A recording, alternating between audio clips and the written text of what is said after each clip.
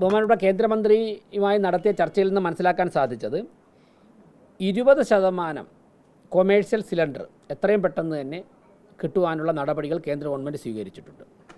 അതിൻ്റെ അടിസ്ഥാനത്തിൽ എത്രയും പെട്ടെന്ന് തന്നെ എവിടെയെങ്കിലും ഇത്തരത്തിലുള്ള പ്രശ്നങ്ങളുണ്ടെങ്കിൽ അത് പരിഹരിക്കപ്പെടും. ആവശ്യമാണെന്നുണ്ടെങ്കിൽ നാളെ ബഹുമാനപ്പെട്ട കേന്ദ്രമന്ത്രിയുമായിട്ട് തിരുവനന്തപുരം കോർപ്പറേഷനിലെ ഹോട്ടൽ ഓണേഴ്സും അതുപോലെ തന്നെ കാറ്ററിംഗ് അസോസിയേഷൻ്റെ ഭാരവാഹികളുമായി ഓൺലൈൻ മീറ്റിംഗ് ഈ കാര്യങ്ങളുടെ ഓരോ ഘട്ടത്തിലുള്ള ഗതികൾ വിലയിരുത്തുവാൻ വേണ്ടി ആലോചിക്കുന്നുണ്ട്. തിങ്കളാഴ്ച മുതൽ ആവശ്യമാണെങ്കിൽ ഹോസ്റ്റലുകൾ, ഹോസ്പിറ്റലുകൾ എന്നിവയിൽ പ്രവർത്തിക്കുന്നവർക്ക്, അവിടെ താമസിക്കുന്നവർക്ക് അത്യാവശ്യമുള്ള ഘട്ടങ്ങളിൽ കമ്മ്യൂണിറ്റി കിച്ചൺ ആരംഭിച്ച് കോർപ്പറേഷൻ്റെ നേതൃത്വത്തിൽ ഭക്ഷണം വിതരണം ചെയ്യാൻ ഞങ്ങൾ തീരുമാനമെടുത്തിട്ടുണ്ട്. ഭക്ഷണം ലഭിക്കില്ല എന്നുള്ള ആശങ്കയിൽ വിദ്യാർത്ഥിനികളൊക്കെ തന്നെ ഹോസ്റ്റൽ ഉപേക്ഷിച്ച് പോകേണ്ട ആവശ്യമില്ല. പ്രത്യേകിച്ചും പരീക്ഷാകാലമായതിനാൽ അവർക്ക് തിരുവനന്തപുരത്ത് തന്നെ തുടരേണ്ടതായിട്ടുണ്ട്.